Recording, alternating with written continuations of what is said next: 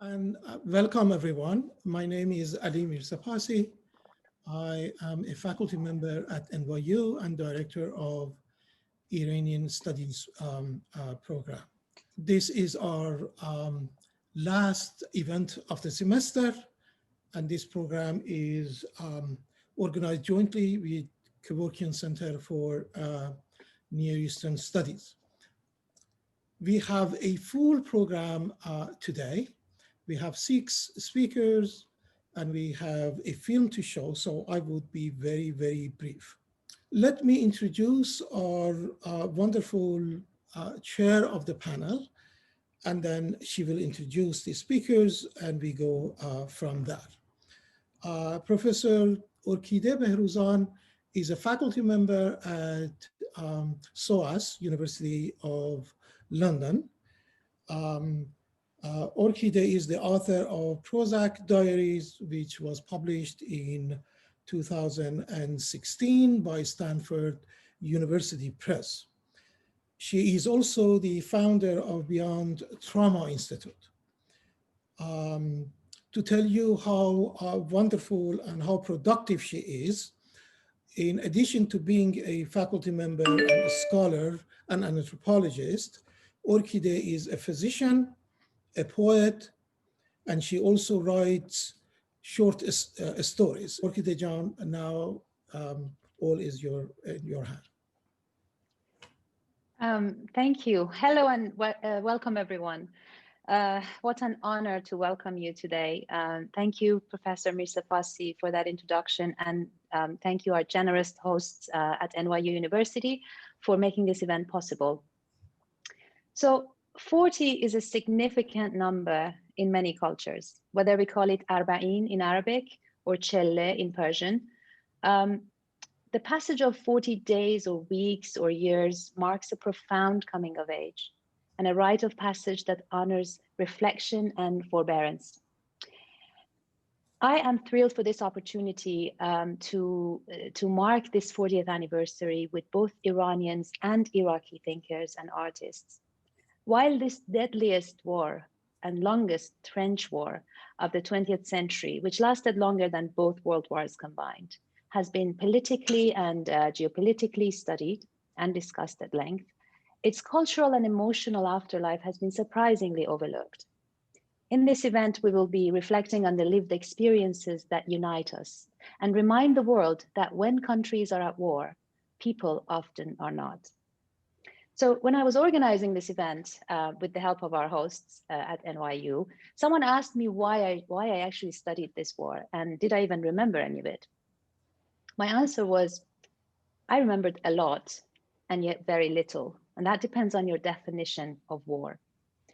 I was 3 years old when the war broke. Growing up in Tehran, my memories of the following 8 years are scattered across a series of images and sounds and objects of successive periods of missile attacks on major cities, especially in 1987, of war footages and announcements and martial anthems on television and rituals in school, of collecting our pocket money in green plastic piggy banks that schools would send to the fronts, of images of dust and rubble after each missile attack, and also of spending a semester in grade 6 in a school in a remote village by the safe shores of the Caspian Sea, where flocks of families from big cities took refuge during missile attacks.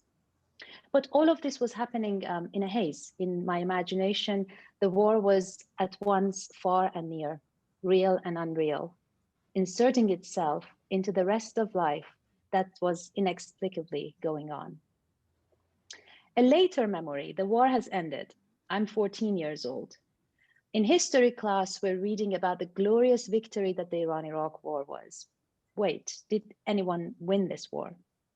And no mention of the losses. It was all too confusing. Our teacher doesn't seem convinced either. That same week, the body of the young husband of one of our other teachers returns home after 6 years of missing in action. We all go to the funeral, where I read a poem that my furious teenage mind has written, ending with this line: "Will you wise commanders please tell me how to measure, truly measure, the size of a war's losses and scars?" Of course, eyebrows were raised and I was told to stay away from this topic for my own good. It was a terrible poem, but the question it asked stayed with me. It followed me wherever I went, whether in medical school on the wards of hospitals in Tehran hosting war veterans, or in an Oxford laboratory where I was searching for an obscure genetic mutation. That question continued to interrogate my poetry and my fiction before it found its way in my academic research as an anthropologist. In my book, Prozak Diaries, I looked at the notion of trauma, a term that Iranians use to describe memories that are more than just psychological trauma. A better translation would perhaps be ruptures, because it captures the continuity and the complexity of the combination of individual and collective memories of many intersecting losses, including the war. I followed people's stories of ordinary life in the way that they told their stories, in the constantly recycled images and objects of the 1980s and its memorabilia, in sounds and songs that keep returning, in homes and hospitals, as well as in the virtual space, in Weblogistan, and lastly, in people's dreams and nightmares. I realized that just like trauma, ruptures are also painful, but they're also extremely generative because they create new cultures and languages for different generations, as you will see today on this panel. They create art and literature, and even humor. They create new generational identities, identities that are not neatly distinguished chronologically, but actually these generational identities depend on how and what you remember from the 80s in particular. To this day, Iranians are struggling to find consensus over who actually really is qualified to belong to the generation of the burnt generation, or Nasl Sukhdev. I also learned that when injustices happen, people feel an urge to remember and to witness, not only as a psychological necessity, but also as a political claim, a claim to their own version of history, and narratives that are often silenced in official histories and in propaganda. But above all, I realized that this conversation wasn't exclusive to Iran, and it was long overdue across the Middle East. We need to come up with new tools to understand mental health in a way that is not limited to individual and clinical formulations and treatments only, but also recognizes the political meaning of collective experiences and demands for justice and accountability. So today we are here to retrace our steps. From each of the panelists that you will hear today, I have learned so much about our commonalities rather than differences. In both countries, stories of this war exist in a landscape of competing narratives, from propaganda to private trepidations, from official histories and nationalist and ideological rhetoric to the more intimate stories of real people and real lives. What this mad rally of voices does is that it silences some stories. And we are here today because we're interested in listening to those silences, to voices that may not be loud, but are persistent, to the unspeakable and the unspoken, that is silenced not only by the sheer burden of traumatic memories, as psychology tells us, but also by censorship. I am compelled by how similar the historical and emotional trajectories of Iranians and Iraqis are actually, from being subjected to imperial ambitions and agendas, to experiences of sanction, isolation, persecution under different regimes. Both people continue to reinvent life as they work through their generational transferences of memory. So I thought it was time to bring together Iranians and Iraqis into a unifying conversation, to draw on our shared experiences, to explore the cultures and languages and feeling states that wars leave behind long after they've seemingly ended, and to imagine together a new language and vocabulary that can articulate the commonalities that we seem to have forgotten across the Middle East. As you will see, all of our panelists, including myself, are located outside of Iran and Iraq, perhaps a reflection of the conditions of such debates in both countries. And we come to you with an awareness of the sensitivity that our own positionality carries. And I hope this will be the beginning of a conversation that is more extended across borders to create a space for imagining, healing, and forging a renewed sense of neighborhood, especially between Iran and Iraq, not just geographically, but also experientially. So let's go to our panelists, who will first tell us a little bit about their personal and scholarly relationship with this war, before I go back to them to ask specific questions. And then we will screen the beautiful film, Red Dress, No Straps, followed by a conversation with the filmmaker. In the interest of time, you will see the extensive biographies in the chat so that we won't spend time reading them. I'm thrilled to introduce our first speaker, Dr. Zainab Saleh, an anthropologist with expertise on memory, belonging, and war and violence in Iraq and the Iraqi diaspora. She teaches at Haverford College, and her recently published book, Return to Ruins, is a breathtaking mediation on the stories of exiles returning to Iraq after decades. Zainab Jan, the floor is yours. Thank you. Thank you very much, Orkideh, for this introduction. And I would like to thank the Iranian Studies Program and the Kevorkian Center for inviting me to be part of this event. So I was 7 years old when the Iran-Iraq war broke out. And of course, I was living under Saddam Hussein's regime. And one of the important things that I sensed about my parents' reaction is not the fact only that Iraq is going into a war right now, but the fact that Saddam Hussein is willing to go to such an extent length to inflict violence and brutality, not only on Iraqis, but also on our neighbor country, Iran.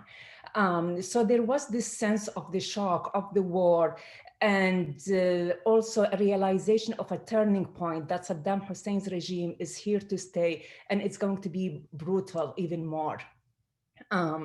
So one of my vivid memories also I have of the war, at the beginning of the war, when there were Iranian airplanes coming over Iraq, I remember one time my mother, who was always very careful in front of me because she was scared I would repeat what I heard at home at school, she was telling me that the Iraqi army has sustained so many losses and there is no way that Saddam Hussein can stay in power after such land loss.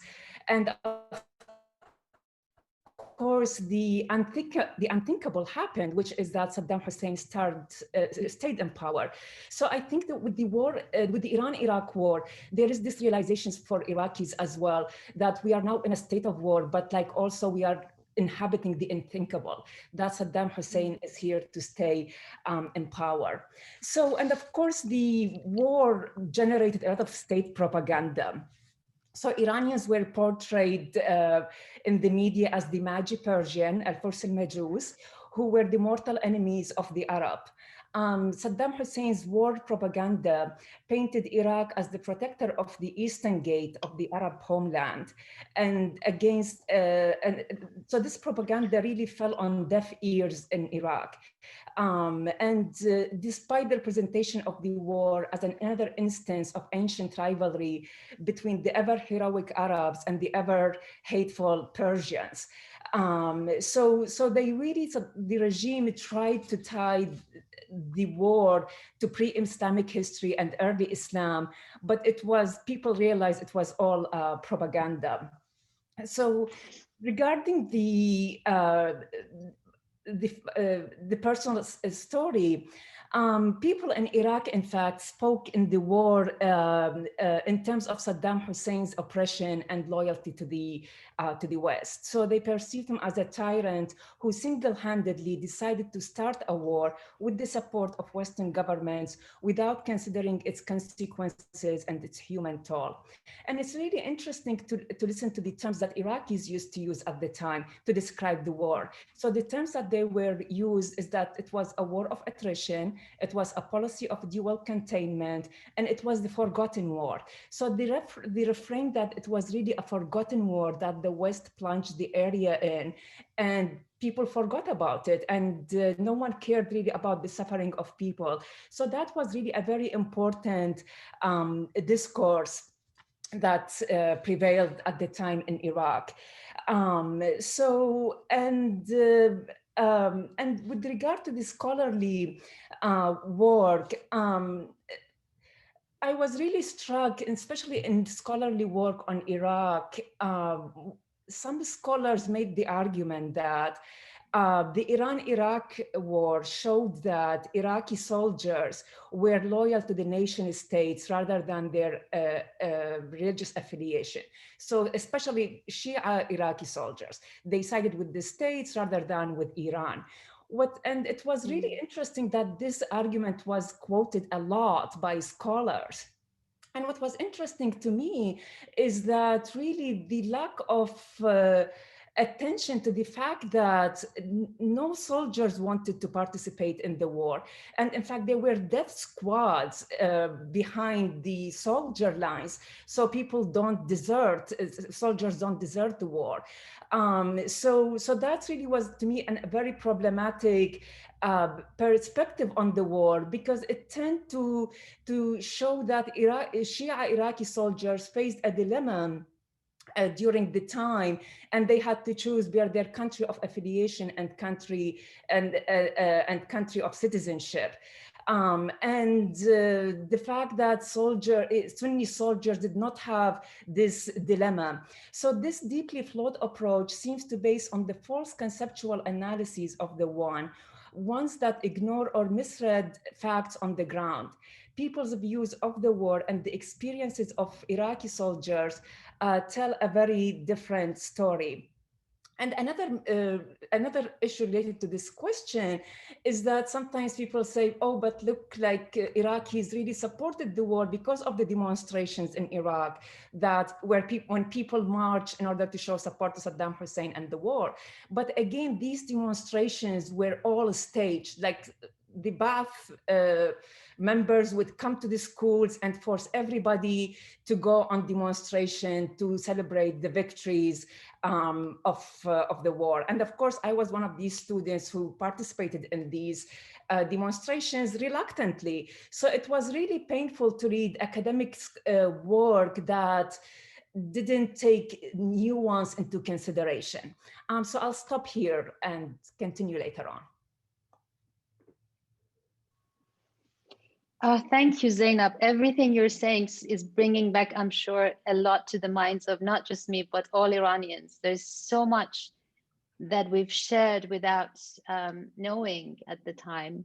I vividly relate to the image of stage demonstrations, and some of them were obligatory in school and so on and so forth. And the death squad, and I'd like to come back to this because there's so much to discuss there. But also this idea of looking back in a different way and seeing how these expressions, how these experiences are expressed later on, sort of takes me back to to our second speaker, Dr. Amir Mousavi, who is teaching at Rutgers University. Amir is a scholar of Arabic and Persian literature with expertise on Iran, Iraq, and the Levant. I very much, after so many years of knowing him, I very much look forward to reading his forthcoming book, The Dust That Never Settled. Amir, please. Thank you, Orkideh, and thank you to the sponsors at the Kevorkian Center. It's always nice to be back at a place that I spend so much time, even though back is a relative term, I guess, these days. In the next few minutes, I'm just going to draw some broad outlines about the relationship between the Iran-Iraq War and fiction in both countries. And this is a relationship that started almost as soon as the war began and continues today, 40 years later. While every war is a unique event, all wars also share some common characteristics. And one of these is the conflict over how each war is remembered and represented, how its stories are retold among those who lived through it and those who were born in its shadows. Wars, and let me share this with you. Wars, as Viet Thanh Nguyen has written about the Vietnam War, are always fought twice, the first time on the battlefield and the second time in memory. Here, of course, Memory refers to those people who lived through the war and have any number of experiences from it, but it's also the way that later generations work with those memories, sometimes creatively to tell their stories about war and its consequences. Now, the Iran-Iraq War, one of the bloodiest and longest of the 20th century, is no exception to Wen's observation.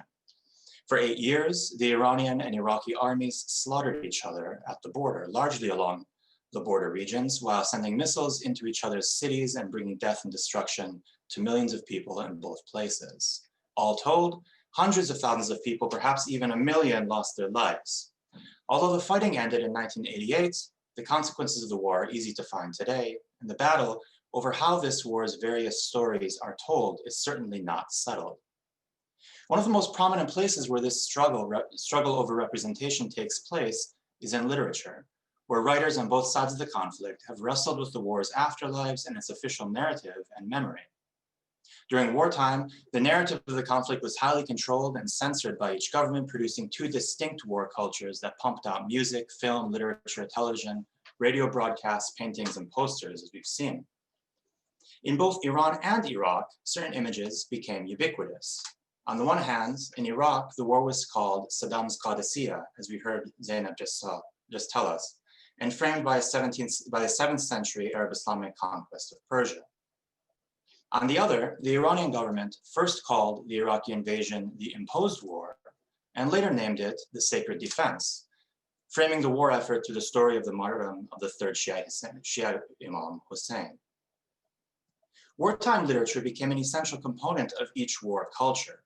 Both governments directed state-run publishing houses to sponsor the creation of poetry, fiction, and literary criticism that would help towards the war effort. The hundreds of stories that made up the volumes of Saddam's Qadisiyah collections and the equal, if not number of poems that were published during the war years in Iraq, along with the hundreds of short stories and poems that appeared in Iran, are testaments to this. And today, this body of literature remains the largest single body of texts dealing with the Iran-Iraq War, and I believe probably also the least read. The literature of this period reflected the dominant narratives of government-sanctioned victory or victimhood, depending on the time of the war and which country's military was on the offensive, whose major city was being bombed, and the number of casualties in each places. This resulted in a literature of Saddam's Qadisiyah and a wartime literature of sacred defense that were cliched, repetitive, and predictable. Outside of a few exceptions, and I'm here thinking of things that we all know quite well, those of us familiar with Iraqi or Iranian writing, Ahmad Mahmoud's 1982 novel Scorched Earth, Zamin Sukhte, Ismail Fasi's Winter of '84, Zemistan Shastudo, and the abstract stories dealing with the war found in Mohammad Khudair's Basrayafa, which were actually first published in 1987 in the literary supplements of the Iraqi newspaper Al-Thawra. These were the exceptions to the first round of literature that was largely propaganda, another part of the mobilization process, or the mobilization processes that were underway in both countries. And by the way, these 3 novels have appeared in translation in either Arabic, Persian, or English, as you can see here, and that's something we might want to talk about a little bit later. When the fighting ended in 1988, neither government was as committed to policing the homogeneity of the war story. Some intellectuals, writers, and filmmakers slowly began speaking a bit more openly about the conflict, revealing inner pain, untold stories, and challenging cultures of heroism and martyrdom that developed during the war years. I think it's fair to say that since that time, literature, and specifically fiction, has become one of the main arenas where writers have contended with the narratives of the Iran-Iraq War in both countries.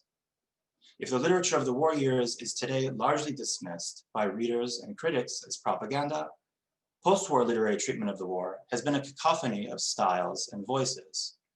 These run the gamut from continued or renewed interest in the nationalist narratives of the war, to accounts of mourning and loss, to war narratives that connect the war to completely different stories and place the war in the background, intimately connected to, but not the sole determining factor of the present. Of course, this didn't look the same in both countries. Iran is not Iraq, Iraq is not Iran. The 1990-91 Gulf War, sanctions, and 2003, Invasion and Aftermath, has made the Iran-Iraq War just the first episode of nearly 40 years of warfare that have been present in Iraq. The relative stability of Iran during this time, combined with the continued governmental insistence on remembering that war in a specific way, has made the war with Iraq a more significant event for writers in that country. Put differently, Iraq never had a chance to recover from one war before Saddam led the country into another, while Iran has had an official culture of commemoration around this war since the time that the war ended. This has turned the Iran-Iraq War into a different type of priority for writers from each side. You can see the covers of some of the more noteworthy examples of Iranian and Iraqi novels and short stories that came out between 1988 and 2003. Quite a few of which have been translated into English, and I put the titles that exist in English in English translation in bold on the bottom. Broadly speaking, from approximately 1990 to approximately 2003, writers on both sides began rewriting the war story, and there was actually quite a bit of overlap in the approaches and themes that these writers used. Their perspectives were diverse. They were male and female.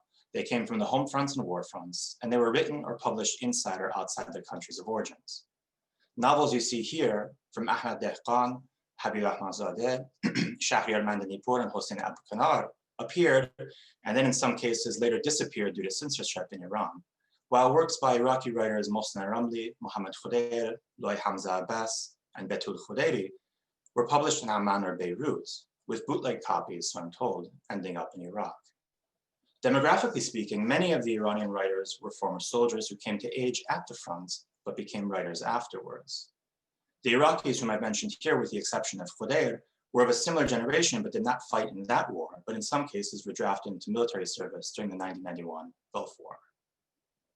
2003, of course, meant very different things for Iranians and Iraqis, for obvious reasons. It's no secret that with the fall of Saddam's regime in 2003, the Iraqi novel has blossomed, and we'll hear more about this from Haitham, I think. Often dealing straightforwardly with the issues that were silenced under Saddam's rule. Novels and short stories by Sinan Anton, Ali Badr, Hassan Blasem, Dia Jubaili, and Haifa Zangana, just to name a few names, have taken up the Iran-Iraq War, but in most cases tucked it into a larger narrative of violence in Iran. Larger narrative of violence. While in Iran, independent writers and those affiliated with government-sponsored cultural organization Hoseh Honari continue to present conflicting narratives of the conflict, with memoirs largely supporting the narrative of sacred defense, and in some independent novelists approaching the war outside that framework. Of these independent novelists, just a few that I want to mention here are Ali Reza Gholami with his novel Divar, Nasim Marashi's Haras, and Mahmoud Dolatabadi's Tariq Besmed Shudan, which actually came out in English first, in English translation first, under the title Thirst. What's clear is that it's nearly impossible for writers from these two countries to speak about the present without referencing this terrible conflict and the way that it wreaked havoc on the two countries in the recent past. In this way, this is something I'll end with here, this is something that I contend with my own research. The Iran-Iraq War offers us an interesting way to think about modern Persian and Arabic literatures from a comparative angle around a single event and its consequences. Thank you so much, Amir. There is so much there that over the years we've all been talking about together, and I've learned so much about your work. And I'm thinking about this issue of representation, that our audiences will notice that the way we've organized this panel is each of us are coming at the question of representation from a different angle. And we're looking at cultural productions, literature, art, and the way representation comes out in text, in images, but also in cultural practices, in politics of remembrance that Amir just talked about, and the fact that this war is so present in cultural productions, which takes me to our next expert on literature, Dr. Haitham Bahura, who teaches Arabic and comparative literature at the University of Toronto. Haitham specializes in post-war Iraqi fiction and poetry and is the author of another book I can't wait to read, Aesthetics of Arab Modernity. Haitham, please. Thank you so much, Orkideh, and thank you, Professor Mersapasi, for organizing this event, and for NYU for hosting it, and for everybody who's joined. Thank you for being here.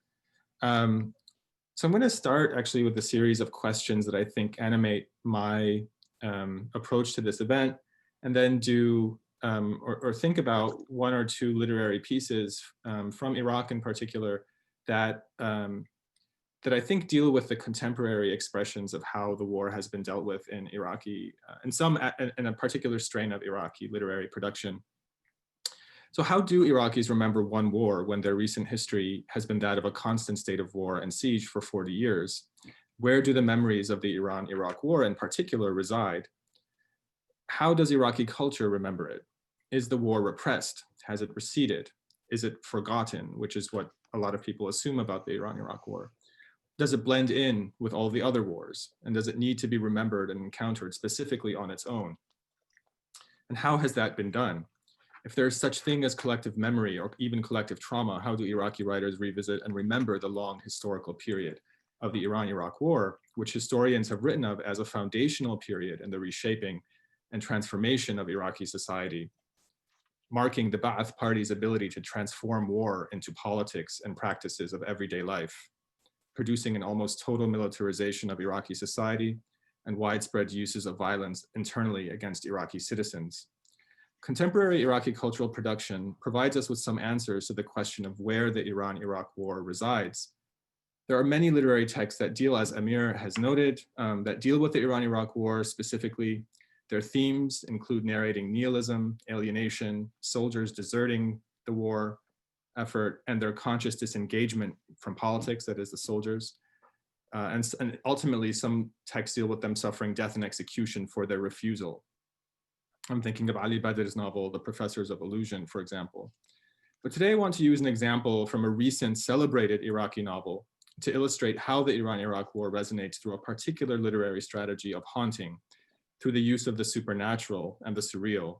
And the now globally recognized and probably read by many in the audience novel, Frankenstein in Baghdad, published in 2013 by Ahmed Sa'dawi, there's a subthread of the novel that I've yet to see commented upon, namely the haunting of the Iran-Iraq war and the making of Iraq's calamitous present. One of the central characters of the novel is a woman named Alishwa, an old woman living alone in a large historic home in central Baghdad. Despite having the opportunity to leave Iraq to reunite with her daughters in exile, Alishwa insists on remaining alone in Baghdad for one reason only, because she believes her son, Daniel, who was taken away 20 years earlier to fight in the Iran-Iraq war and never heard from again, will one day return. Characterized in the novel as a madwoman, Alishwa is believed by some of her neighbors to have spiritual powers, and by others to be a demented old woman with amnesia. Her identity as a madwoman is rooted specifically in the disappearance of her son in the Iran-Iraq war. And her purported madness is channeled through her dialogue with inanimate objects, such as with the painting of St. George the Martyr, who she talks to and who talks back to her, or so she believes, believing he has promised her that her son will one day return. And Daniel, or an iteration of Daniel, does indeed return to Alishwa in the novel in the form of a monster, the Shisma, or the what's-its-name, a corpse whose body is assembled from the dismembered body parts of victims of Baghdad's many explosions, the body parts of Iraqis who have suffered untimely deaths and were improperly mourned. Believing this corpse to be her son, Alishwa resuscitates it, commanding it to rise, in Arabic. With her words, the old woman had animated this extraordinary composite made up of disparate body parts, naming him Daniel, her son's name, and clothing him in her dead son's old clothes. Alishwa's role in this contemporary Iraqi novel as the mother to a monster who bridges the world of the dead and the living foregrounds the Iran-Iraq war and its lived reality in the present as critical to contemporary Iraqi identity, despite being overshadowed by Iraq's subsequent wars. The strategic placement of the persisting trauma of the Iran-Iraq war is narrated through the themes of disappearance, the improperly mourned and forgotten, the missing, and the past haunting the present. And the stylistic use of the supernatural opens up a portal to the world of the dead and disappeared, allowing them to tell their stories, and who, through the reanimated monster Alishwa claims as her son, finally have a material presence and a voice through which to demand a reckoning with the past. For Alishwa, paralyzed with grief for decades and trapped in a moment her son was taken away from her to fight in the Iran-Iraq war, giving life to the monster serves in part as revenge on the society that has moved on and forgotten the missing. and also on those responsible for his disappearance. In one of its first acts of violence, this monster, who is her son, kills Abu Zaydoun, a Ba'athi officer responsible for taking her son away to the Iran-Iraq War. The scars of the past, the novel asserts, cannot be repressed, and they form the traumas of the present. History's ghosts remain. This novel commands us to look back at history to understand Iraq's present through a past that includes the Iran-Iraq War as formative. And I would say it's symbolic of a broad cultural effort to excavate the past, to historicize the present. And this novel is not unique in asking the dead of the Iran-Iraq War to speak to us today.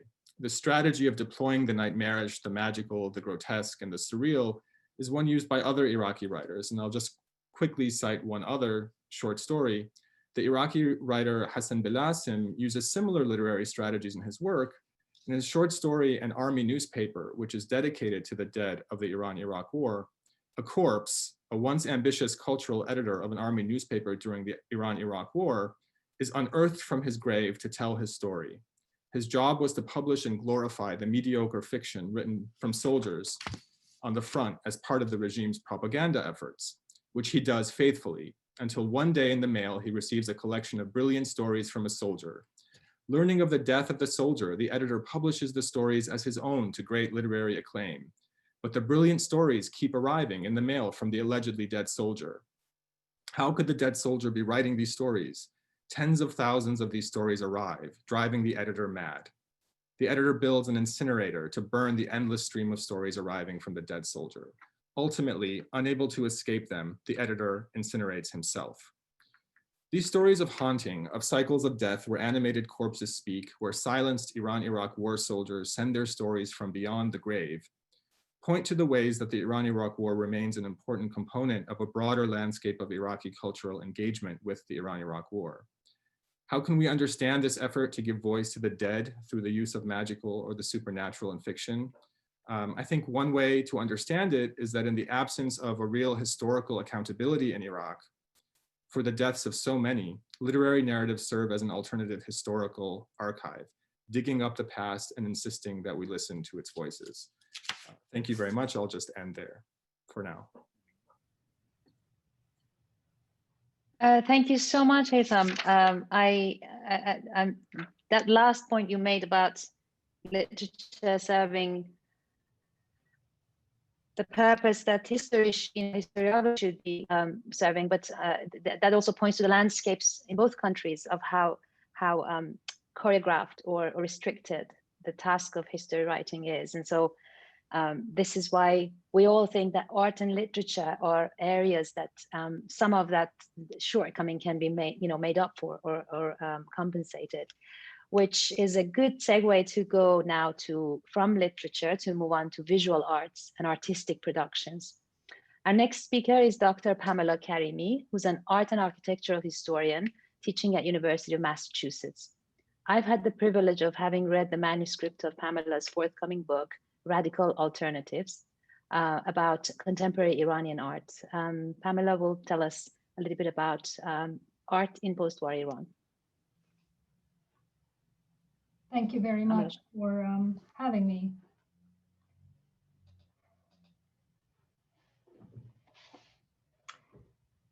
The Iran-Iraq War was fought predominantly on a vast border that the two countries share.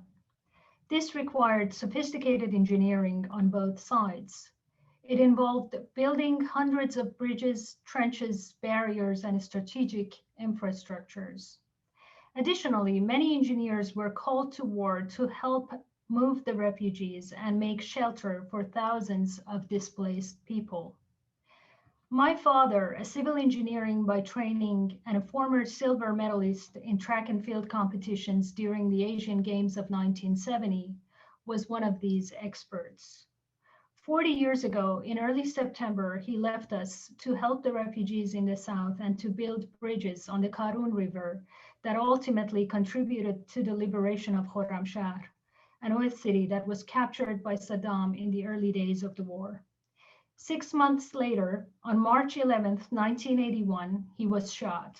It took 9 surgeries and many years of pain that last to this very day. But he never regretted what he did, and not once he mentioned anything negative about Iraq or the Iraqi people. His unpublished memoir starts with his haphazard notes, which he scribbled while in an ambulance that took him from the front line to Ahvaz for temporary medical treatment. He wrote based on the recommendation of an accompanying doctor who thought that if he fell asleep, he would die. You can see his blood stains on this piece of paper that he was given in the ambulance. Now, this story hopefully gives us a broader picture of a variety of people that were affected by this war. Unlike what the regime has tried to convey, not all those participating in the Iran-Iraq war were pro-regime or carried specific ideologies. They went to this war because of necessity and a commitment to saving human life. One can apply a similar logic to the art of this war because of the regime propagandistic approach. When considering the visual culture of this war, many tend to think of these paintings or these gigantic propaganda murals. Most of these showcase the martyrs of the Iran-Iraq war side by side the leaders of the Islamic Republic, while others were heavily loaded with Shiite-inspired iconography. Unlike the bold references in agitprop, commonly known as the art of the sacred defense, the Iran-Iraq war surfaced the work of ordinary but also high-profile Iranian artists in more subtle ways. One of these artists is this gentleman, Ghulam Hossein Nami, who produced a body of work, an example of which you can see here. And this was materialized, as Nami told me, after his visit to a morgue outside Tehran where hundreds of soldiers' dead bodies were brought from the front and were lined up for burial. Another artist in this vein is Parvaneh Etemadi. During the 1980s, she turned inward, highlighting mundane and intimate domestic objects, sometimes against the skulls and beheaded animals. These artworks manifest the artist's expression of grief rather than religious, ideological, and nationalistic sentiments. Also, how do we know that these artworks did not end in the propaganda program of the regime? One example is that from 1978 to 1988, Etemadi did not hold any public exhibitions. And this is a situation that applies to many other artists of her generation. 3 decades after the end of the war, many Tehranis came to see a choreographed performance at Tehran's posh Aran Gallery. Titled A Call, the performance was developed by the Iraqi-American artist Wafa Bilal at the invitation of Aran Gallery's director Nazila Nobashari. Nobashari collaborated with prominent experimental theater director Hamid Purazari to materialize Bilal's vision. 80 young men and women theater performers dressed in black, signifying mourners, and white, signifying wrapped corpses, marched to the somber music played by the Bomrani Ensemble, formerly an underground music band in Tehran. Those wearing white attire slowly made their way to a grave-like space, and those in black seemingly mourned them.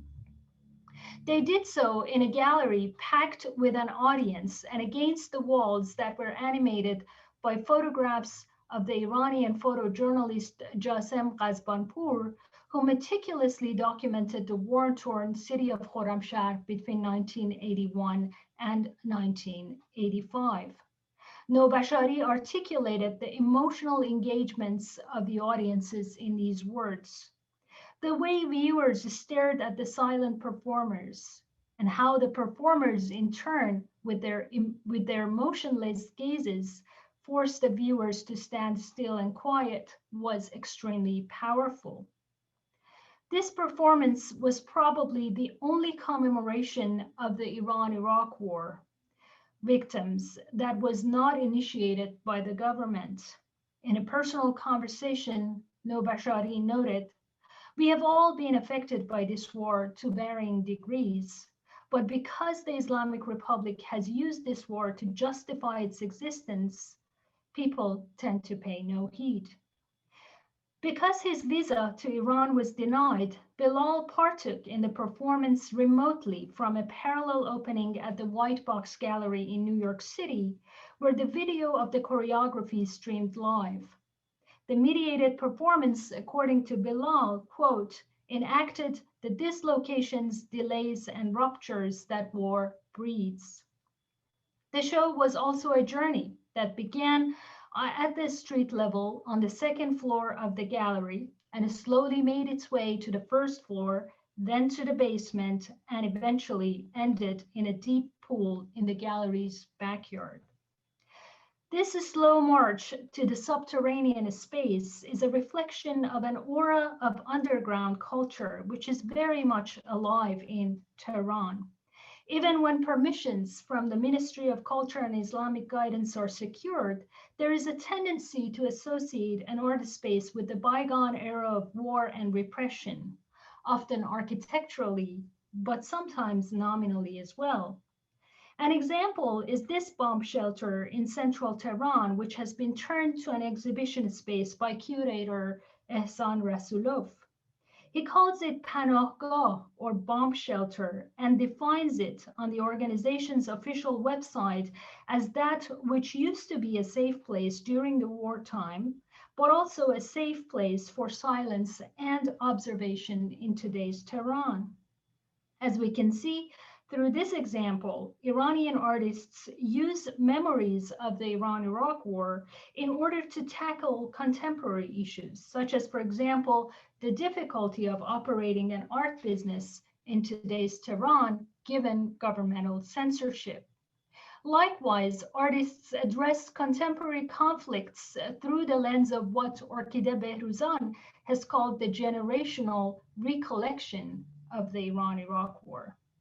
For example, through her Stateless series, photographer Gohar Dashti, who is from the border city of Ahwaz, simultaneously evokes her childhood experience of seeking shelter in open-air spots during the Iran-Iraq air raids, while also capturing the plight of the Syrian people at the height of the refugee crisis in 2014-15. The war also left a lasting impact on this painter, Mehdi Qadianlu. His father served on the front for the entirety of the war, causing anxieties for his mother as captured in this scene, showcasing her crying at the dinner table. And I do have this piece. It's a small piece, very, very elegant. Between 2004 and 2011, Qadianlu painted dozens of murals in Tehran depicting scenes that are seemingly jolly, but upon closer inspection appear unsettling, such as this bridge that leads to nowhere. Likewise, Qadianlu's smaller scale paintings portray, for instance, suspended threatening objects that are kept at bay and held back. A group of seemingly oblivious swimmers near a giant whirlpool in the sea, and a broken airplane that leads to nowhere. To conclude, the fearful moments during the Iran-Iraq War might have been forgotten by the international community, but they have remained alive in Iran. While Iran has long since recovered from the devastating effects of this war, the people inside the country still struggle emotionally with the threat of internal conflicts, as well as the outbreak of yet another war. And these anxieties manifest themselves in artistic productions, even if subtly, indirectly, and covertly. Thank you very much.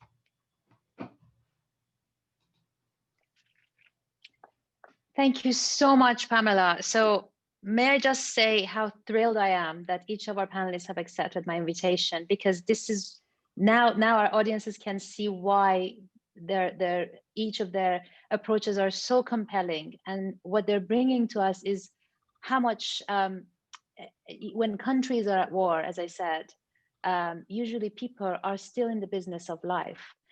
in all its mundane and messy and you know, day-to-day characteristics, and the way history is written through art and literature and daily, the quotidien, is way more reliable than the histories that are written officially. There's so many themes here that I want to go to, but we'll do that in the discussion. As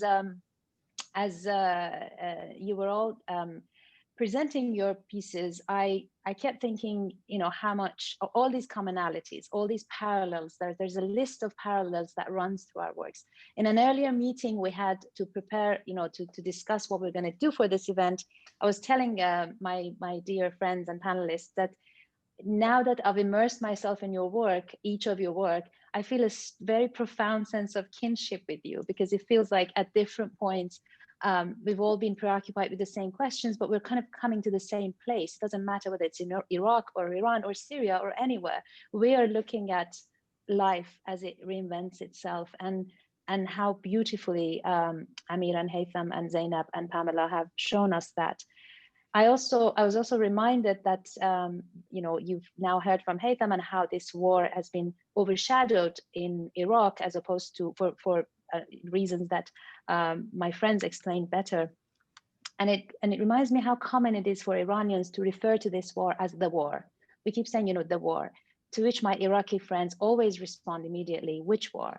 And, you know, so this idea of like how the war has been commemorated, not just officially, but also in the psyche, in the collective psyche of people themselves, is also something to think about. So for the rest of this conversation, I'd like us to focus on how the war, or any war, is experienced in ordinary life, in the lived life, in day-to-day life, in the mundane. So 40 years later, what does it mean to live in a perpetual state of war after war in Iraq? Or to live with the specter and threat of another blooming war in Iran? So let's think about the everyday. And before we go into the questions that have to do with personal experiences of our panelists, but also the everyday experiences, first let's start with a visual journey into ordinary life for a couple of minutes. One created by my good friend and photographer and artist based in Boston, Naveed Noor, whose bio you will see in the chat, who has generously shared with us for today a beautiful sensory narrative of the day-to-day life from the beginning to the end of the Iran-Iraq war from the perspective of Iran through his photography. Let's have a watch.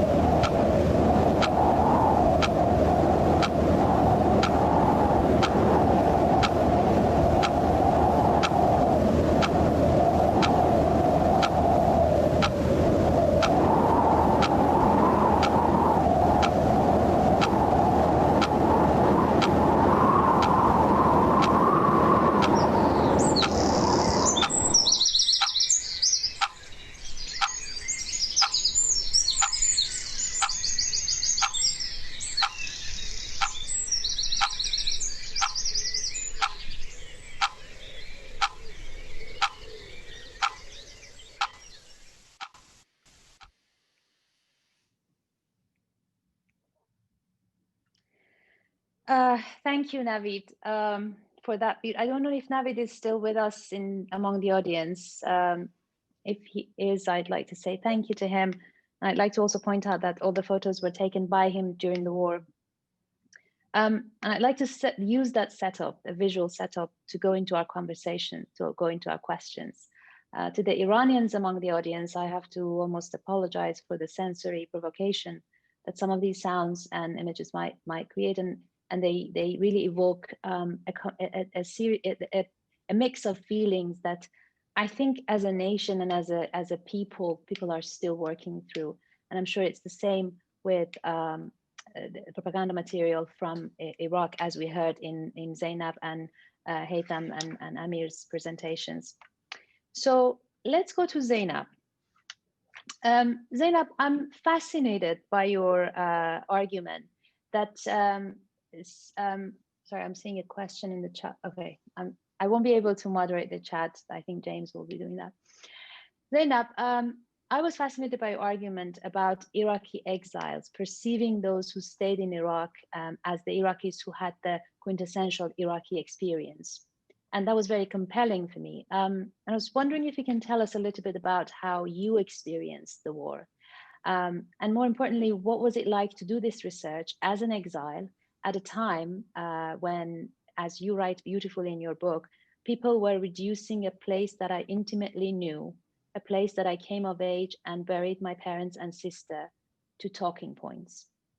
I think that was extremely moving for me because it brings us back to this question of representation.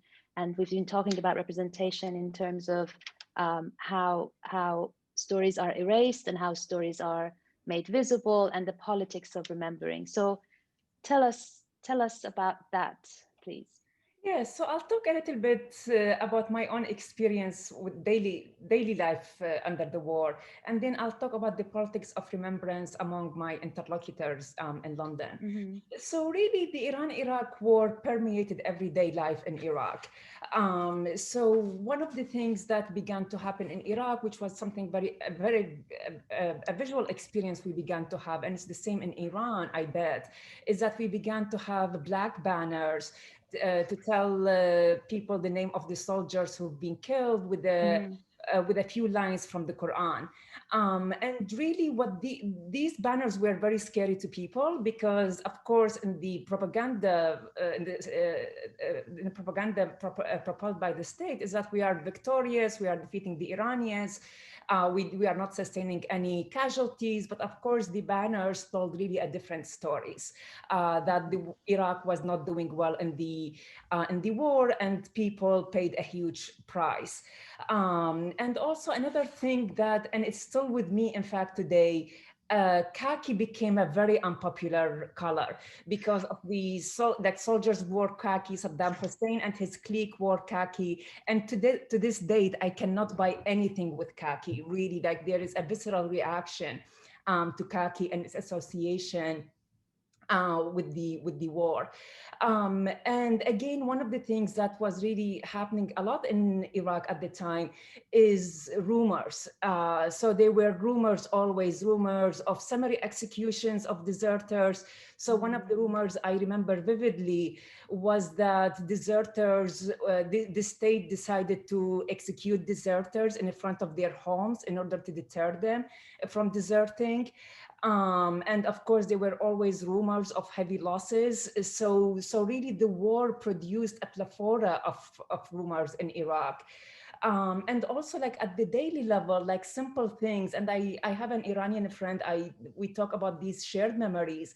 The government banned the importations of certain items like bananas or apples because everything has to go for the war efforts. So suddenly bananas disappeared from the market for 8 years. And also the regime really made sure that the reality of the war entered Iraqi houses. So one of the things they had is a program called Images from the Battlefield. And the second we heard the menacing music associated with that program, we immediately turned off the TV, because the program was just supposedly, what the program showed was supposedly pictures of dead Iranian soldiers. And I say supposedly because I don't know how you can could differentiate between dead Iraqi or Iranian soldiers.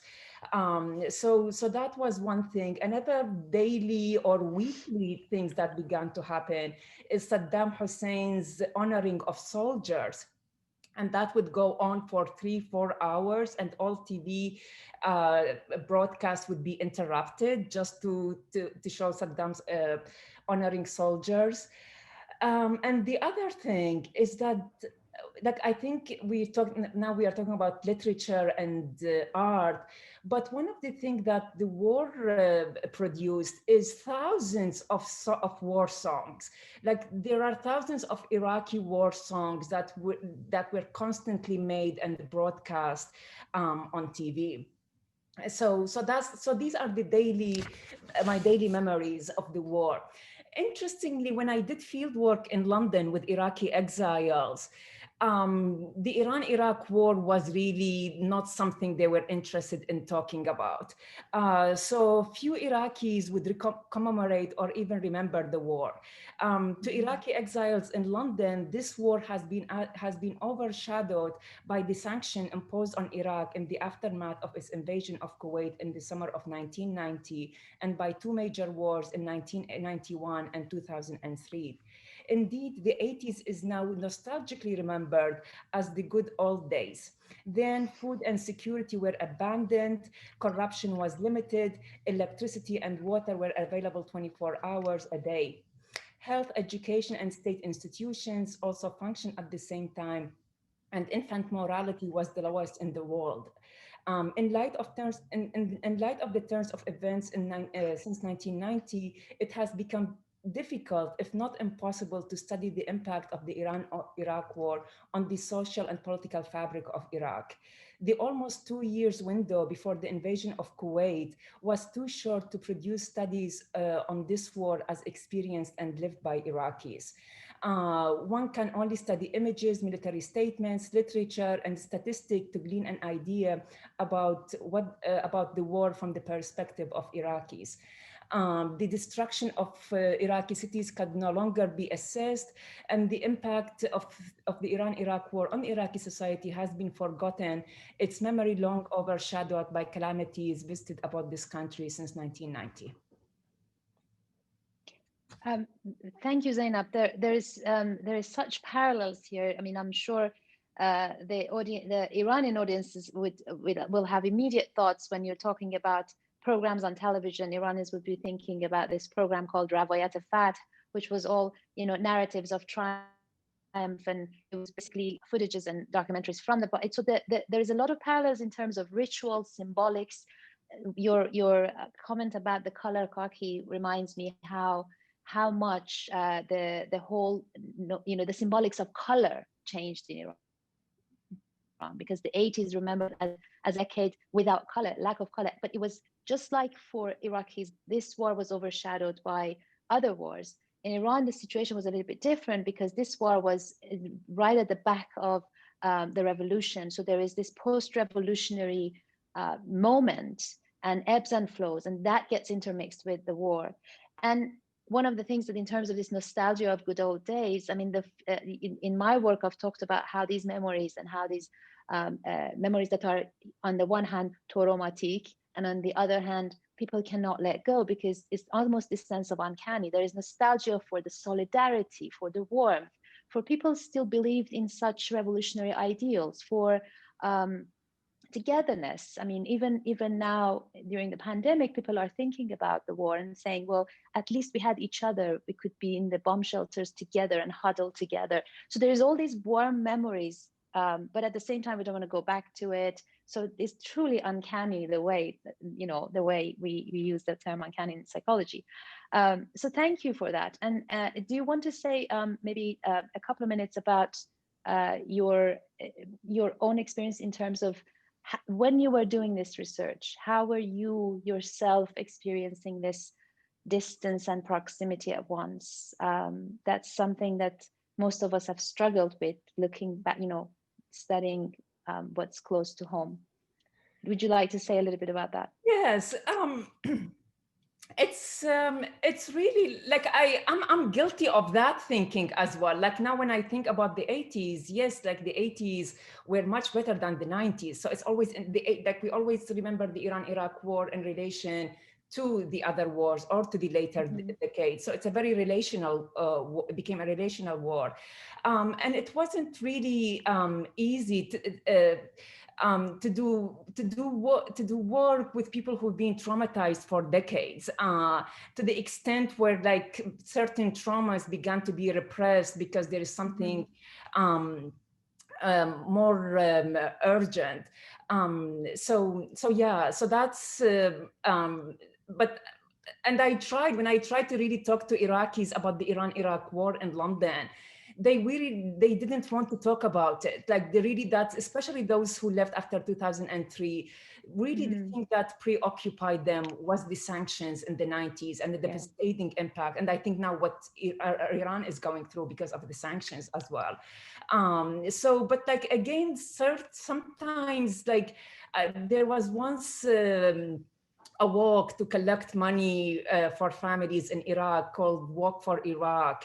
And it was just a bunch of Iraqis in London who organized this walk, and I participated in it.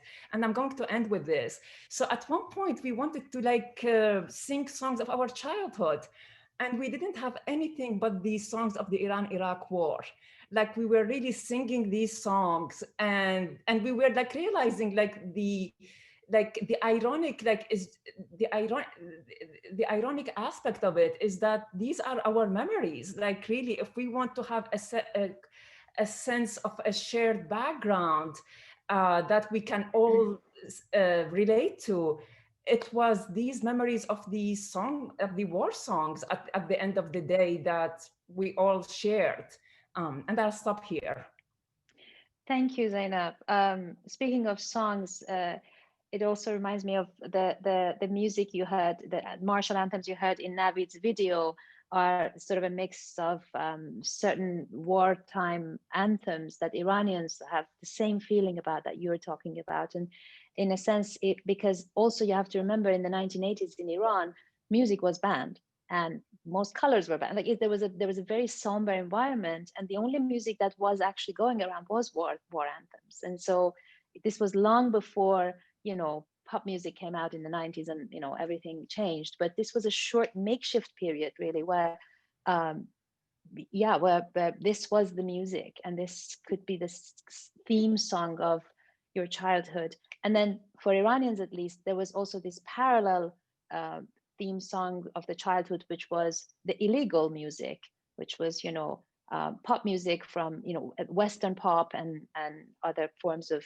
Western music, and also pop music that was coming from Iranian exiles. So thank you so much, Zainab. That's I'd like to go to Haytham now, because we're talking about the idea of doing research on something that's close to home. I mean, I personally have had to deal with very intimate stories in my own work that bring up all sorts of transferences, and you have to sort of learn to navigate that and manage that.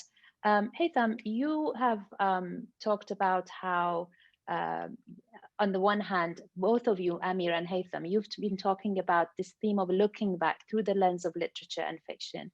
And at the same time, I want to ask for Haytham first, how do you think this war is appearing in cultural productions in a way that is also cathartic for people? And can you tell us a little bit about how Iraqis, including yourself, tell the story of this war? Perhaps even tell us something about your own engagement with this war. Yeah, so I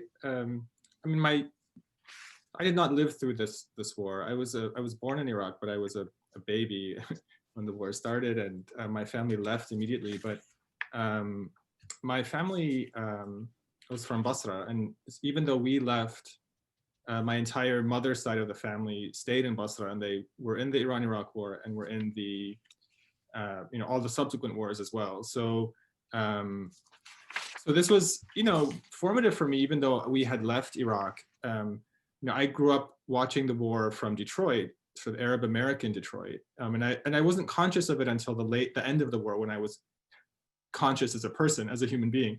But my consciousness of the war was very much. It was interesting to hear people talk about colors, and the colors of almost these drab colors, or gray, olive, khaki, right?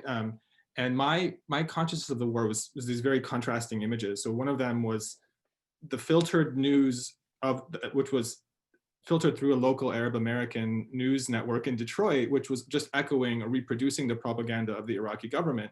So, you would have the news of the war show up in the evenings on an Arab American television network that just had the same music, I'm sure, that Zainab is talking about, and the same images that we're all familiar with, of just sort of like missile batteries shooting and Iraqi soldiers celebrating, and sort of those images of the sort of grainy, dusty, gray, and beige contrasted very much with the actual reality, which was that my mother was always desperately calling her sisters in Basra. And the other thing about Iraqi experiences of this war, I think, is that Basra was really, and people from Basra were impacted very differently than people in Baghdad or people in the north. So if you talk to Basrawis, I think this war was more traumatic, but at the same time, like if you were to ask my aunts, they would say, oh, but we still had electricity and water at that point. So it was bad. People were dying. My uncles were at the front. One of my uncles was injured. One of them was missing for a long time and came back. But they'll still say that was a time when, even though there was the danger of bombing all the time, that this wasn't quite as bad as the 91 Gulf War and the embargo that followed. So that's one thing. And in terms of just what I was thinking of sharing was an image. There's an artist that really speaks to me in terms of her practice. She's a London-based artist, and I'm going to screen share right now just so people can see it. Let's see here. Let me start the slide. And this is the artist Hana Malala, who's a London-based Iraqi artist. And she developed, and she came of age in the 1980s during the Iran-Iraq War as an artist, and I think developed her artistic identity very much in the context of the Iran-Iraq War in Baghdad. And she developed a technique with other Iraqi artists that they call the ruins technique, where they would scorch or burn objects. So burnt oil, collected objects. So none of the traditional art methods. They didn't believe traditional art methods could really respond to the condition of Iraqis. And she developed sort of this aesthetic in her work. And when I look at an image like this, and so I think we have to be careful not to reduce all Iraqi artists to sort of producing war art. And I think her art is far more complex than reducing her to just being all Iraqis and Iranians as well, they just know how to make war art or something. But this image really speaks to me in some ways to the Iran-Iraq War, the kind of the trench warfare, the idea of being submerged, stacked bodies, the colors, right? The beige colors, and the sort of, you can almost see faces and eyes in there. And this is all assembled from abstract burnt materials. And these are the kinds of ways I teach about this war. And I think that sort of speaks to me about the imagery of the war, that is the propaganda imagery versus the actual human reality or lived experience of the war. And she has a sequel to this, and I'll just go next door, and it's happened at daylight. And here there's even sort of a more scorched canvas, almost as if the layers can't reach the clear sky at the top. I'll stop there. Let me stop the sharing. I'm sorry. All right. Thank you, Haysam. That was I love how these images and sounds are evoking. I'm looking at the chat, and people are the sounds are evoking something. The images you showed evoke something. And so, would you say that that's an image that could, in a way, tell your story, the story of your relationship with this war? In some ways. Yeah, I don't want to claim anything in the sense of I'm very cognizant, I think I mean, Zainab hints at that of sort of, I didn't live through it. So, you know, my relationship to the war is through my own family, is my uncles, and they're speaking about it. And like Zainab said, actually, they don't speak about it that much. Like one of my injured uncle, just, we know not to ask him very much about it because it was such a trauma for him. I mean, Wow. we know the stories, but we don't really talk about it. I think that's a pretty pervasive, you know, way of dealing with the war. So I don't teach it from a personal perspective or talk about it very much because I wasn't there. But yeah, in terms of like a family experience, I think from the images I associate with it and what I've heard from my own family about it, that artwork really does speak to it in my view. Thank you so much for sharing that, because I know that was a personal piece of, for you, that was a personal piece of art. And I think I want to say something about this idea of having grown up during the war, inside or outside of Iran or Iraq.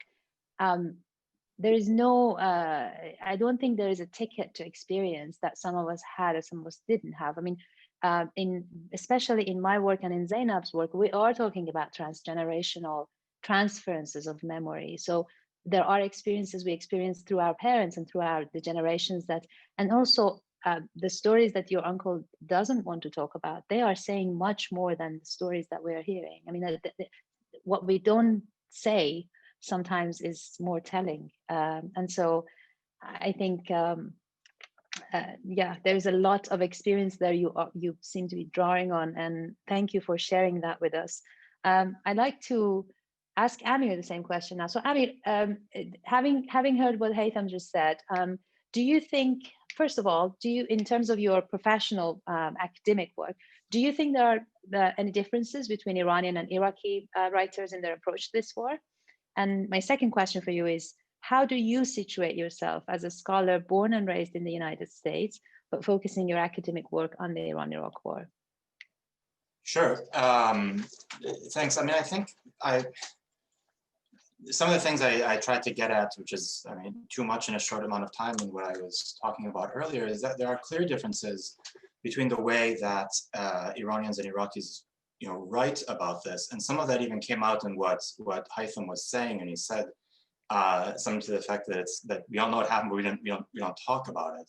I think there are very few things being written now that solely focus on this period, and that's just because Iraqis have gone through so much trauma since then, you know, with different wars and sanctions, and just entire, you know, the lack of stability in the country. Whereas in Iran, this culture of sacred defense that is widespread throughout society, that is found not just in literature, but really, you know, comes through, I think, even better in film and architecture, in the building of museums, in the types of murals that Pamela pointed to earlier. You know, there's been an effort to make it a kind of ubiquitous presence in the country. And so the approach, you know, the starting point for writers from these two places in talking about the experience of this almost decade-long conflict is very different at this point. And it's almost always, in my observation, tucked into something, a larger narrative of violence in Iraq, whether it's kind of buried in the sense that Haytham talked about with Frankenstein in Baghdad, or if it's a little bit more upfront with you know, novels by Ali Badr or Sinan Anton. There is no kind of official, you know, Saddam's Qadisiyya culture that they have to contend with. Whereas Iranian writers are contending with a state-sponsored culture of sacred defense, which is not by any means totally homogenous, but it's there, and there are certain expectations that come with it. In terms of my own approach to this, like you said, and like some other people here, I didn't grow up in Iran under the bombs by any means. And so I don't, you know, there is a variety of experiences, but I don't try to make that part of mine. I saw this war, you through television growing up. I saw it also, on the face of my grandmother, who we were able to bring here in the 1980s, who couldn't, be around loud noises. Fireworks, triggered her in ways. I saw it,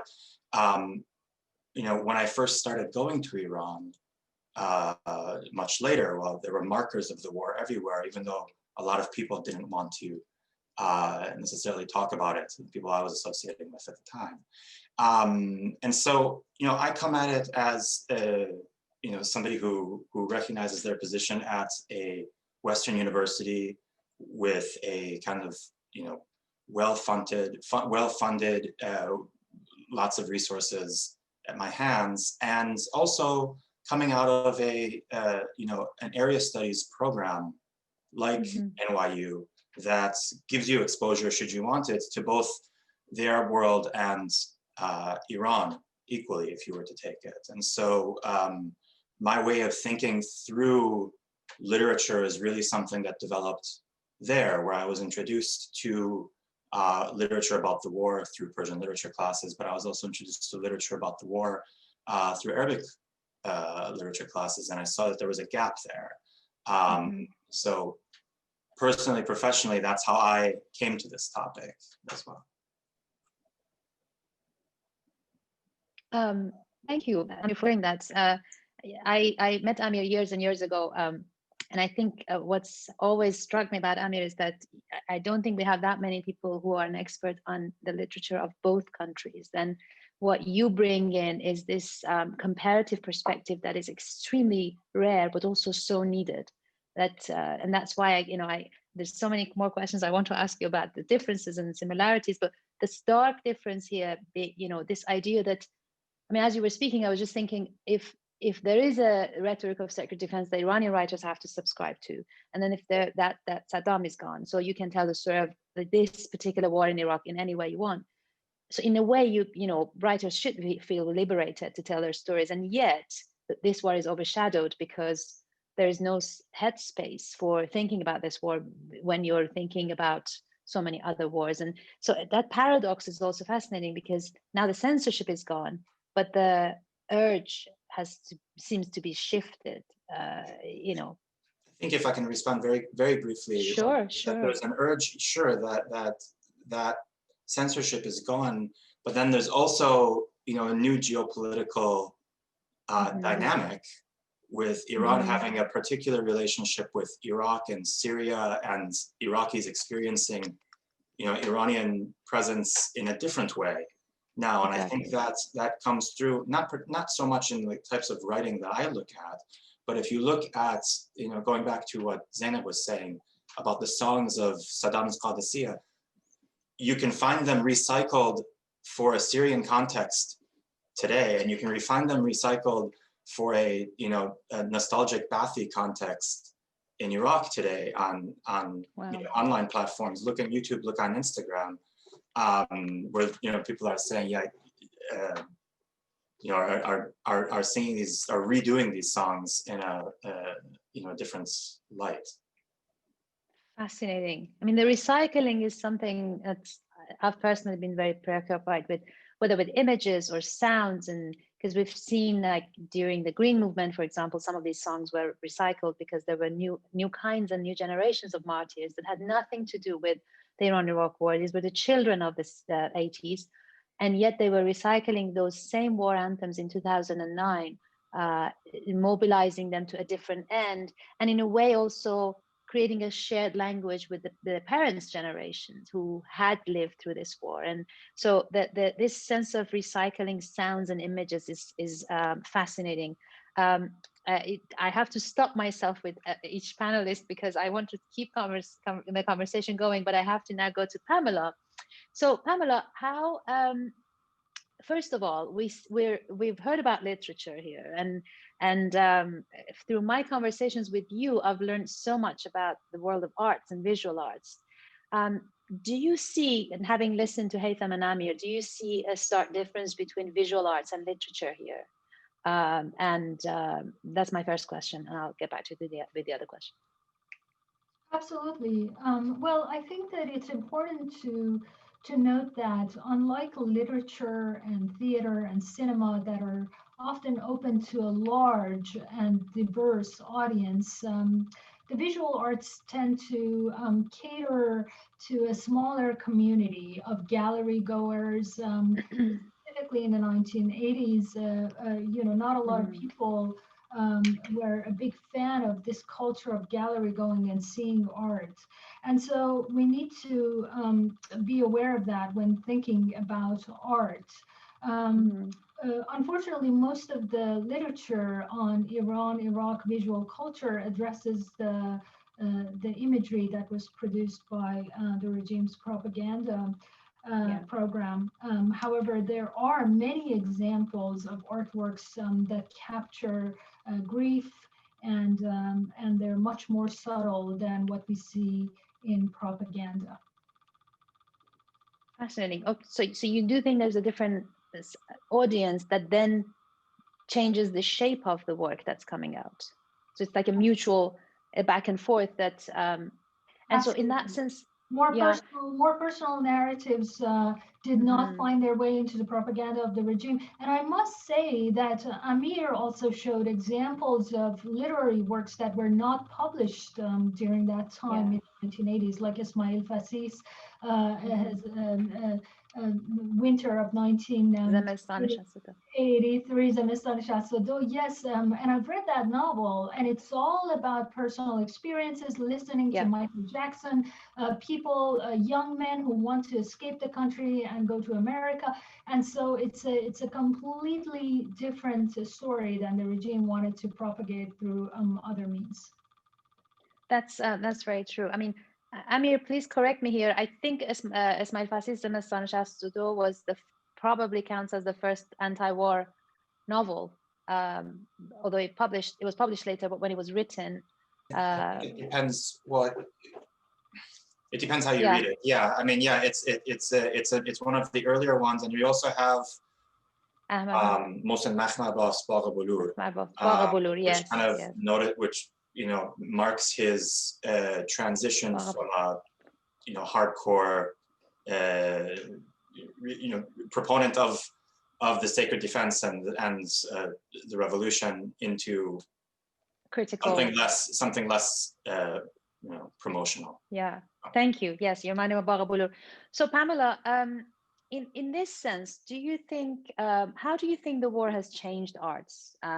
I know you have, as a historian, you've looked at one of the things. Let me tell the audience this. One of the things that I love about Pamela's work is that she's one of the very few people who writes about Iranian arts, but has such a vast knowledge of arts in general and history of art in general. So her perspective is extremely comparative. And in that sense, with that in mind, I want to ask you, Pamela, how do you think this war changed arts in Iran? And if so, how? Is this a? When Orkideh, it's important to do comparisons when we talk about these things. After World War I, and of course, both World War I and World War II were extremely influential in terms of shaping a new culture in literature and the arts. But World War I is specifically because of use of heavy military machines for the first time in the history of the world had a huge impact on cultural productions. It created an epoch in art. And we do have movements that were created that did not exist before. In literature, the flowery Victorian language was blown apart and replaced by a more masculine, more direct, more rough language. In the arts, we see artistic movements that did not exist before, like Dada and Surrealism, that were heavily influenced by use of machinery in war, and also the fragmentation of the human body and use of prosthetics and things of that nature. So it's important to note that wars do not just happen in a very short span of time, have an influence, create propaganda, and then they end, but rather they give birth to a new culture. In Iran, I think what happened was that a new language of art was created after the war, aestheticization of trauma, is a term that I would like to use when referring to the art that was created during and after the Iran-Iraq War. And this is something that happens in the work of a lot of artists, a lot of different generations of artists, and it's not just limited to those who lived through the Iran-Iraq War, but also those whose parents lived through the Iran-Iraq War. That's actually a fascinating parallel for me, because this aestheticization of trauma that you're talking about is something that I've encountered in my work in language. And so the new language forms and cultures that come out of this language of trauma or memories that are to be worked through, create their own ways of image making and text making and cultural practices and ways of memorizing and commemorating. And I think one of the things that I'm saying also, again, running through everything that the four of you are saying, is this sense that the war is the presence of this war in the present time, even when we're not thinking about it. And so there's something about the unconscious keep holding on to this war in ways that then manifest in literature or in art or in illness or in cultural forms, etc. And the other is this sense of the unheard, the stories that are not heard. And we saw one of the most beautiful examples of it in your father's handwriting, which, I mean, the first time I saw those images, I was so moved, and I thought this should become a book, this should become a film. Thank you, Pamela. I mean, I have so many questions I'd like to ask all of you again, but let's go to our screening, and then we'll have some time at the end maybe to come back to our panelists again. It's time now. I'm delighted to tell you that we're screening another artistic production, wonderful artistic production called Red Dress, No Straps, an award-winning short animation by my good friend, the BAFTA winner filmmaker Maryam Mohajer, who has very kindly joined us today for a quick chat after the film, and you'll see her biography in the chat. This animation is probably one of the most compelling artworks I've seen that captures the intricacies of childhood and war both. So at the risk of sounding like flight attendants, I'd like to invite you to sit back, relax, and enjoy.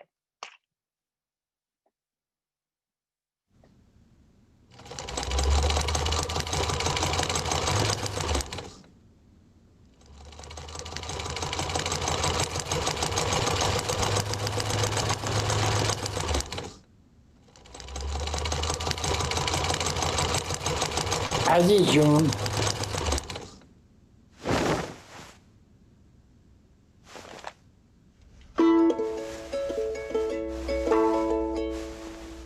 On Monday in school, they told us to say death to America.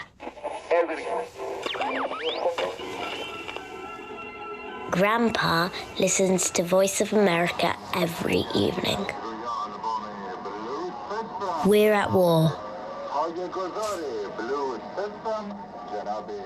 With Saddam.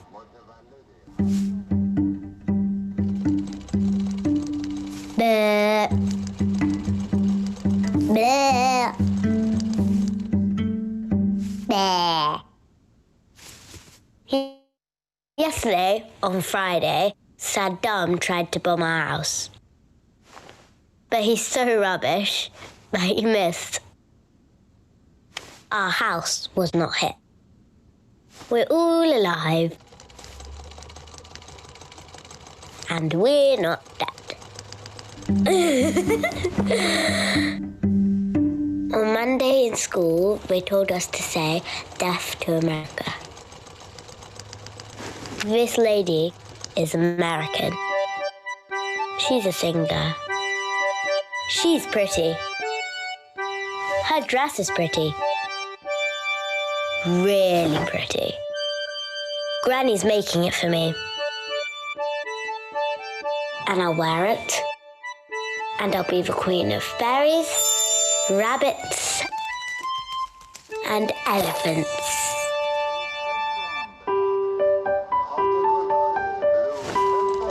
The exact same dress. No straps.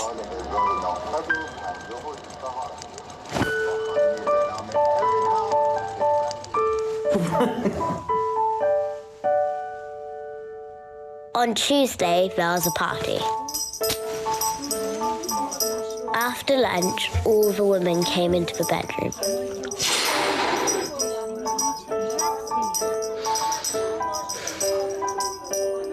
حالا ببینم این بچه مال قبل از عروسیه یا مال بعد از ازدواجته؟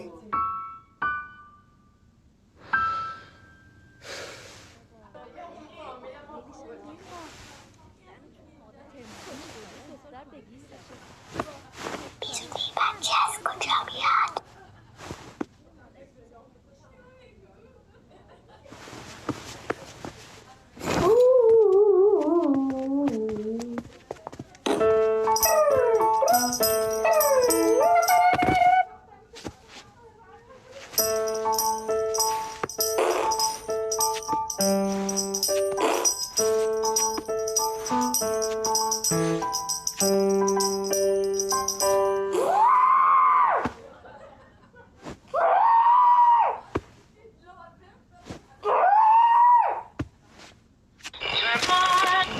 عزیز جون But how does the baby come out?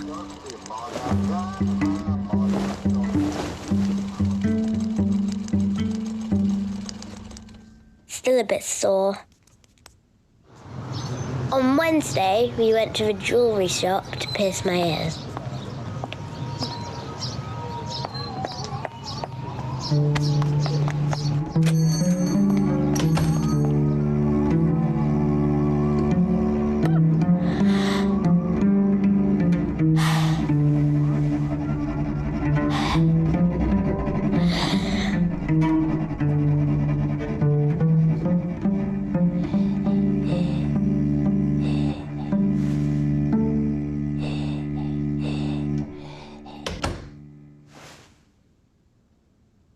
اصلا درد نداره.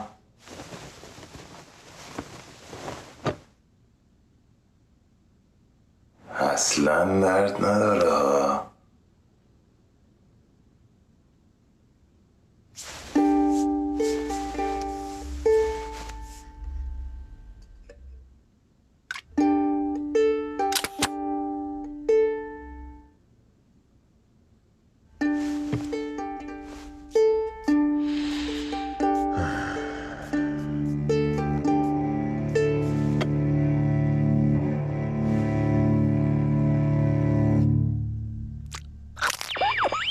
عزیز جون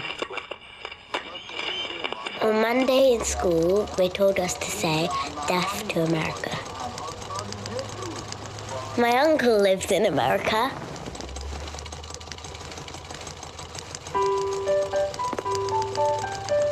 He sends pictures.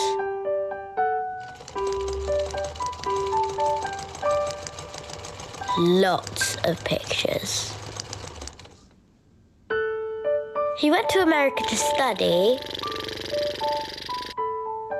but then there was a revolution here, so he never came back. My uncle's going to be a professor. He does nothing but study. All day, every day. Granny says so.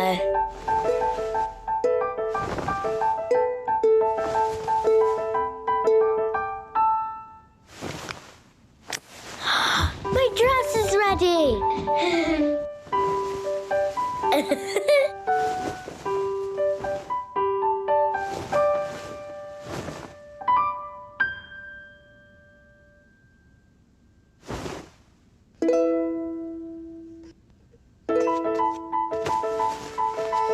But I didn't want straps.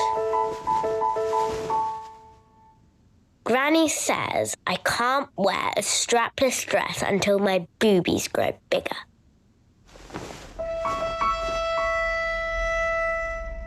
But my boobies will never grow.